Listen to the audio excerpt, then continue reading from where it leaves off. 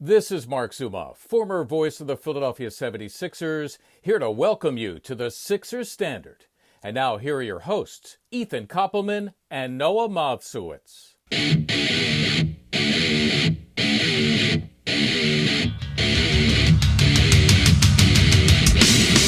Yo! How's everybody doing? And welcome back to the second episode of this year of the Sixers Standard podcast. It's me, Ethan Koppelman, with my good bud and co-host, Noah Movsowitz. Noah, what up? It's Thursday, and it's an off-season, but just like any off-season, a ton of Sixers news to get to and a ton of NBA news to get to today. Yeah, NBA came by this week in a good way. Lots of news. And of course, for the Sixers, it seems like they're always active. And even when it seems like they're not active anymore, well, apparently they're active again for the biggest name potentially in the NBA. So we'll get all into that. And that's actually what we're going to start with today. Our Sixers story of the week, not the negative Sixers story of the week, just the Sixers story of the week. Because frankly, Noah, and I think you'll agree with me on this, it can be taken as either a negative or a positive. Yeah, it could be, depending on your opinion on what you think of the trade. So there's news that came out this weekend that James Harden and Kevin Durant were at a concert together. And then in London. Right. And it was which concert do you remember? It was a Travis Scott. Travis Scott. And then there's a report that comes out. I believe it was it Woj or was it Shams? I don't remember. I think it was Shams. It was a Shams report that now Philadelphia is one of. Wait, no, it was Ian Bagley. Well, yeah. First it was him, but wasn't there a Woj report or Shams report? Yeah, I think it was Shams and Ian Bagley. Okay. Those were the two. Yeah. So Shams is very legit. Ian Bagley, I believe, is based in Brooklyn. He's for the Nets or works around the Nets. Yeah. And there's reports that now Philadelphia has been added to the destinations that Kevin Durant wants to go to. Notably, the Celtics were still included in that. It was the Sixers and the Celtics, but also notably, the Suns weren't included in that. And the Suns were actually the favorite for Durant just a couple weeks ago. And also Miami wasn't involved either. Miami was not involved. So all of a sudden, James Harden goes to this concert with Kevin Durant. And then today they're working out together in this gym. In Barcelona. And now it seems likely that after all this shock that Kevin Durant wants to go to the Sixers.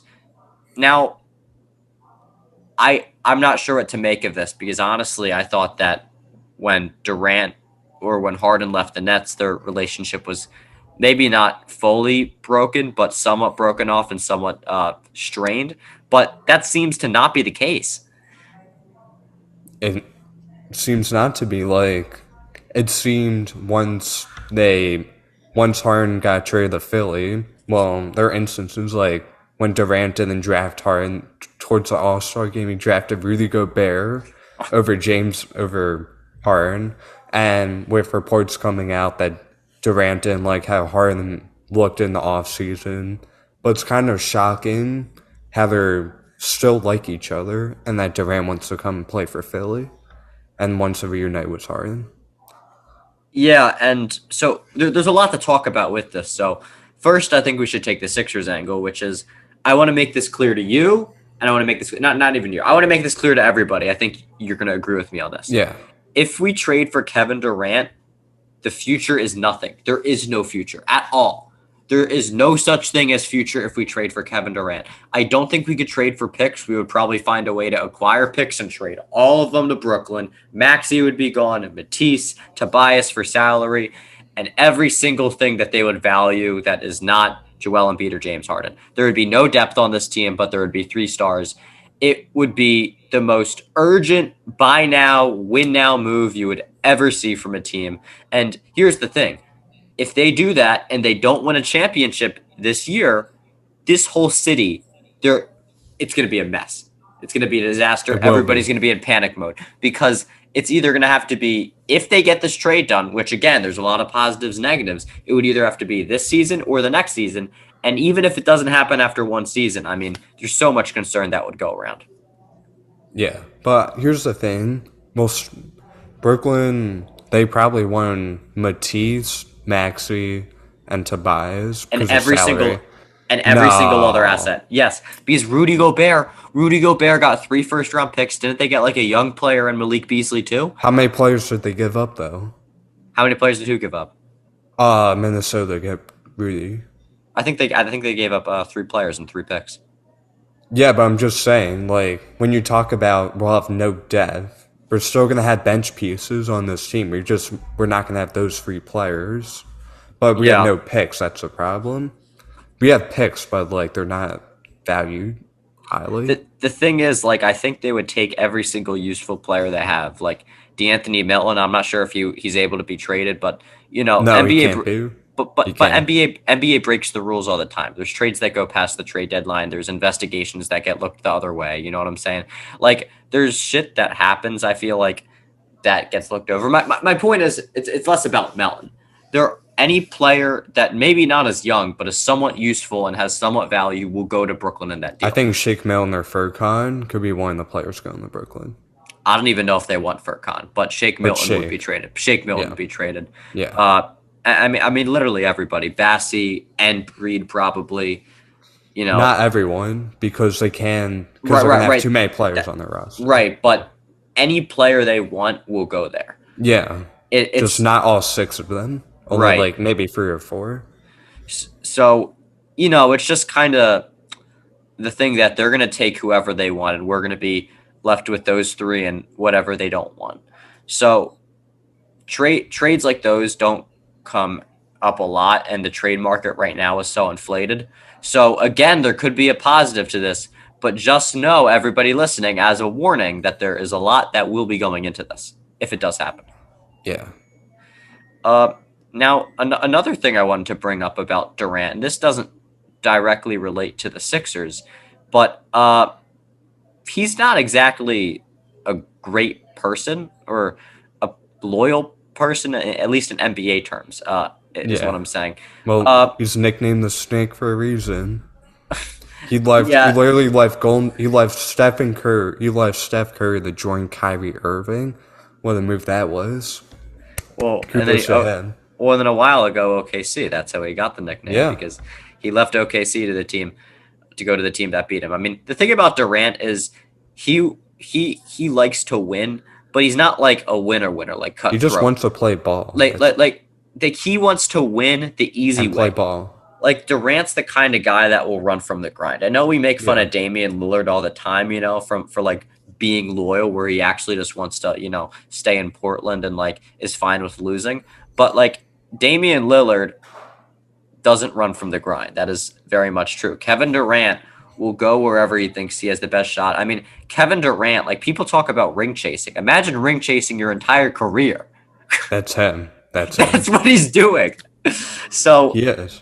He left Steph. He literally joined a 73-9 team, and then they win 2 championships, and he's been doing this. And then he joins Kyrie Irving. He's never won by himself, and he wants to win, and he's never won by himself, and that's why he's not ranked so highly in an all-time debate. Yeah. And again, I want to move on to the Nets side of this, which I think is kind of interesting too, because Kevin Durant, he kind of gave Joe Tsai, the owner of the Brooklyn Nets, a bit of an ultimatum. He said that they have to trade him unless they fire both Sean Marks and Steve Nash. Now, the irony of this is Steve Nash was a coach that was handpicked by Kevin Durant. And Kyrie. So, to me, it seems like you're kind of fucking over an organization and being kind of a douchebag if you're saying, if you're signing me, you have to sign Kyrie Irving, you have to trade for James Harden, and now James Harden blows up in your face, and now Kyrie Irving blows up in your face, and now you say you have to hire the coach, right? And now you're like, actually, no, that's going to blow up in your face too, because if you want to keep me, you're going to have to get rid of the coach. Like, to me, it seems like there's a difference, right, between having input in teams' decisions and saying, this is something I want, and basically being the general manager. Like, Kevin Durant, in a way, is doing this more than LeBron has done in LA, which is a scary thought, I think. It is. He's like a player general manager, And I don't think I don't think NBA players should have that much power to be a general manager. Like they got hired to be the general manager. You got hired to be the NBA player. So When this has happened with LeBron, I do want to remind people LeBron at his best was when he was in a great organization. I hate to admit this, like the Miami Heat, that is ran very well top down. And he went to Pat Riley and said, I want Spoelstra fired. And you know what Pat Riley told him? You can go fuck yourself. yeah, And Eric Spoelstra stank, right? And and they guess what won two happened? chips. They won 2 championships. So when LeBron and when Kevin Durant and when basketball players in general let these people do their jobs, it's better because ultimately the reason why is these basketball players, right, want what's best for them in the short term. But the people running the organization are thinking long term, right? So these players aren't tied to the organization. There's nothing keeping them there. But these other people that work for the organization, they're part of the organization. They work for the organization. They're not switching teams like the players are. So to me, it's like these players don't have, and rightfully so, shouldn't have this long-term sense, right? And that's why general managers and coaches should really try to keep their control and not pander to these players Yeah, or bow hundred down to them. and 10% agree. So at the end of the day, I don't think this is going to change really you know, the analysis of the situation, whether the Sixers should trade for Kevin Durant or not. But it's ultimately something that's concerning, right? Because if we're doing this in such a short-term way and Kevin Durant decides to blow up the team here, I mean, Where it's over. this whole last 15 years was a waste. Yeah, That's it's not good. So I do want to move on from this. Definitely, I don't know if this is kind of a one-off and it's going to die down from here, or the whole situation is going to sort of heat up. We'll see, but definitely something that we'll keep a close eye on throughout the future podcast, and we'll relay any information that does come out. facts. Definitely. For sure. Let's move on to our second story of the day. This one, a little bit more of an interesting one. So, a very unexpected beef came up. I didn't even know these two players really knew each other in any way, but apparently they did because they're both from Seattle, both grew up in Seattle. There has been a social media beef between Paolo Banchero and Dejounte Murray. So I want to explain the whole situation in as clear terms as possible, and then Noah and I will give our opinions. So basically what happened is Dejounte Murray and Paolo Banchero are playing in a Pro-Am game. That's what a lot of players do before the season starts and before training camp starts, just kind of, I guess, to get some reps and have some fun, whatever. So Dejounte Murray decides it's going to be a great idea to pick on a rookie when you're an all-star guard. Again, a little bit questionable, but a little bit of a rivalry there. The two NBA players in the game, so they're going to have some fun with it. So Dejounte Murray decides to throw the ball off the backboard and dunk right over Paolo Banchero. It was a crazy dunk, and then posts all over social media about it, saying, "Welcome to the league, kid." Taunts him in the game. And then Paolo Banchero, just doesn't want to be disrespected because that's, he was kind of going heavy with it. And he says, bro, basically, you unfollowed me on social media. Why do you have to make this so personal? Good luck next season or something like that. Very simple, nothing personal, no personal insults there. And then Dejounte Murray turns up the heat level to a 10, all the hot sauce in there, and says basically, you were humble, now you're not humble, you're just an asshole, and I'm gonna You're root for flexing the number one because I'm a pick good shit. guy, and you're flexing and you're not humble. Because you're the number one pick. You're flexing that not you're the a- best player. And I read this and I was so confused by it because I was like, wait, who's the one not being humble? Who's the one trying to flex on a rookie here? Who's the one attacking someone? I just don't understand Dejounte Murray's side of it. Paolo Banchero, I mean, sure, like maybe he has flexed the first overall pick, but I don't blame him. I think if you worked your ass off like that all your life and you finally get selected as the first overall pick in the draft, that's something to be proud of, and that's something to really cherish for your entire life. I mean, that's all Anthony Bennett has. Or Greg Oden. Yeah, I feel bad for Greg Oden though because he was a talented player. He just had injuries. Yeah, but But Anthony Bennett. but Anthony Bennett's a different story. Yeah. Anyway, I want to hear your thoughts on this whole I altercation. I am on the side of the rookie, Paolo Banchero. There we go. So here's the thing. I 100% think that he did flex that. Oh, I'm the number one pick. Like be like the next superstar. Like that's not cool, and like maybe it's not humble in that way. But when Murray just like I get like he made like a really nice play, like really nice dunk, and he got Paolo He to look made. the other way and I mean, exposed him. and it was also a nice play with the 4 other players on the court being UPS drivers. Yeah, Such being NPCs basically, being NPCs, being just nobodies. It was mainly just those two, but he made a nice play. He dunked the ball and then throws the ball at Paolo like after the dunk, and then it goes crazy. But I think with him trying to attack, like welcome to the league, like I get that. But like you don't have to like post it on like social media. It's like, oh my god, I just exposed this for oh my god, like all that stuff. Like you don't have to do that in that way. Like I respect people who talk trash to each other, playing because that's part of basketball. But you don't have to take it that far. And about being humble, I don't think Murray's being humble. I Yeah. don't like Paolo's like just trying to like ignore him and shake it off. But like talk trash in the game, but don't do it on social media and all that. It's just like you Especially might not being humble. But in the especially game when I you're understand. In the game I understand, but social media, no, don't do that. my thoughts are just like why do you attack a rookie like that? That's just so low. And I mean, overall, I'm going to keep it short, but Murray's being arrogant, he by doing all this, and he's being a hypocrite. Like you can't call someone not being humble, or when you're the one like being so arrogant like that. So I don't know. I mean, again, credit goes to Greg Popovich for coaching this man for however long it was, 6 years. So shout out to him. But I don't know. I don't know how you side with this guy. I really don't. I can. But like I do understand that he's giving him like a welcome moment because that's what some NBA like if a rookie like there are a ton of rookies that talked about in like different podcasts. Like there was like this one play that said that basically meant to them like welcome we're in the NBA now. And I think Yeah. that's what Murray was trying to do, but he took it to another level. So we are actually running a bit low on time today. So we are going to skip.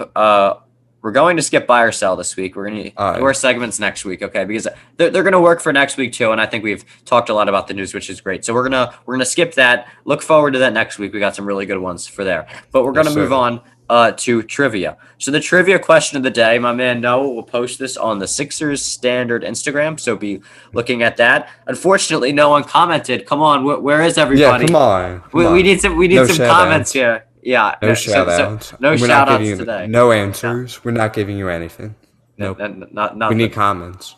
We need Everyone comments. follow the Sixers Standard podcast. It's on Instagram. It's the Sixers Standard podcast. Yes, sir. That's where it is. Go follow. Quite That's simple. where it is. Follow us on Instagram too, or we should be in the bio there. We're tagged on every single post. But we need comments. We're desperate. Please. Thank you. Please. Moving on. Trivia. So Noah, our incredible social media man, will be posting this on the Instagram for you to leave an answer on.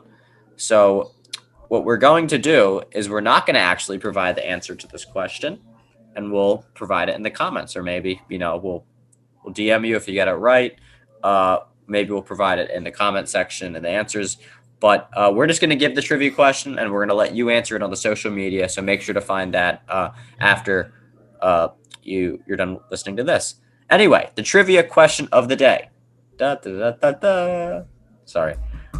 What year and pick number was former Sixers center Nerlens Noel drafted at? Again, you can find that on the social media, the Sixers Standard, no spaces. So make sure to look at that after we are done. That is the trivia question of the day. Yep. And finally, before we start to wrap up here, we have a new segment here called Tidbits of the Week. So this is just the little tiny pieces of news that we pick up here and there that we're going to touch on briefly, kind of not like big stories, but kind of stuff we wanted to touch on. So we're just going to put it here at the end. We have 2 tidbits today. Some interesting stories. We'll just get right into it. So, no, you want to do the tidbits? Yeah. We'll each do one. So, okay. Shout out to our boy. I have a feeling I know which. Hold on. I have a feeling I know which tidbit you want to do. All right. So, shout out to our boy, our guy who hasn't been traded yet, Tyrese Maxey, for hosting the basketball camp and his basketball camp. He's doing a good job, and he's not playing. He's swatting all these kids, and props to him. Clap it up. So inspirational. Tyrese Maxey. Just a couple details about the camp. It is called, I believe, 1% camp or something. I thought it was called the Tyrese Maxey basketball camp. No, it's something like 1% camp, because the goal is for each kid to get 1% better every day. You know, motivational, great goal. And not only has he hosted one camp, I believe he's done multiple. He's hosted a camp in Philly and I think in Lexington, Kentucky, I think where he's from. So shout out to Tyrese Maxey, great guy. You know, training the kids. You know, during the off season. What a guy! He's an inspiration. So, no, you want me to do the second tidbit of the day? Okay, yes. We'll see if I can hold it in. Daryl Morey's social media following has been exposed. I want to give a shout out to Crossing Broad, crossingbroad.com. This is where it was first reported. I believe Kevin Kincaid of Crossing Broad, but I'll check after. Reported that Daryl Morey is following an account on Twitter called Girls in Yoga Pant. This account is followed by 250,000 people about, and I guess the rest is kind of self-explanatory. So if you want more details on it, which I'm not sure why you would, but it's out there. You can research it. We're not going to get too much into it. But I think it is definitely interesting to note that we've had former general managers that have been living the burner account life and doing everything in secret, you know, and, you know, maybe trying to raise their own stock by talking about themselves from anonymous account. Brian Colangelo. Yeah. We're specifically referencing there. But definitely an interesting following decision, to say the least. But you know what? Daryl's doing it in public, and that's the best way to do it. No burner accounts, right? Yeah. What can you say? What can you say? Even though he's married. Again, we're not going to get much more into it. That's all we're going to really touch on all. with that. So if you want to do more research on that, it is out there. There is more research for you to do if that is what you so desire. But we'll leave that up to you. We'll leave that up to you. That's what we're trying to say here.